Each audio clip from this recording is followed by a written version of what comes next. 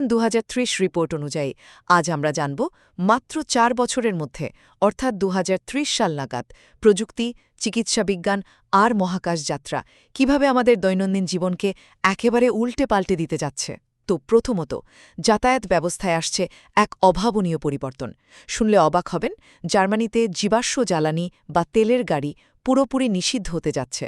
রাস্তায় নামবে প্রায় 1,30,00,000 ইলেকট্রিক গাড়ি, আর সৌরবিদ্যুতের দাম কমে প্রতি ওয়াটে হবে মাত্র $0.5। এর পাশাপাশি আকাশে কিন্তু উঠতে শুরু করবে ফ্লাইং কার।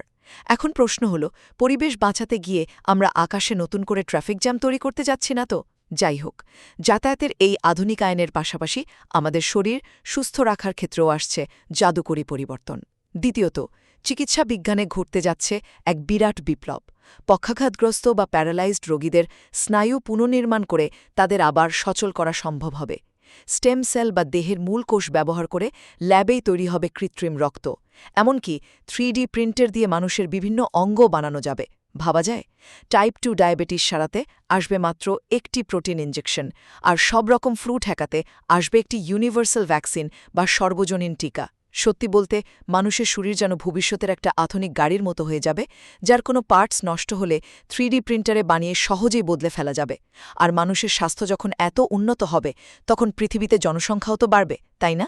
এই বাড়তি মানুষের জন্যই আমাদের চোখ রাখতে হবে পৃথিবীর বাইরে। অবশেষে, জনসংখ্যা ও মহাকাশ বিজয়।